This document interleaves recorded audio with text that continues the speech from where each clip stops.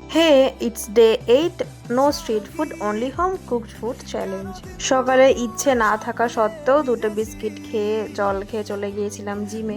আমি যেহেতু early morning জিমে যাই, তো বেশ অল্প কয়েকজনের জিম থাকে আর জিমটা বেশ ফাঁকাও থাকে। যে আমার জিম পার্টনার অলরেডি চলে এসেছে। যেদিন আমরা দুজনে একসাথে যাই, আমরা প্রচুর ব্যায়াম করি। প্রচুর যেমন করি, তার সাথে বেশ মজা হয়। তো আমি বেশ কিছুক্ষণ এখানে ট্রেডমিলে হেঁটে নিয়ে তারপর চলে যাই ব্যাক ওয়ার্কআউট করার জন্য। এই দিন আমি বলছিলাম আমাকে একটা ভিডিও ক্লিপ তুলে দেওয়ার জন্য আমার জিম পার্টনারকে। তো পেছন থেকে এত পরিমাণে হাসাচ্ছিল, আমি তো অর্ধেক করেই এসে থেমে গিয়েছি। দেখো তোমরা শেষে দেখতে পাবে।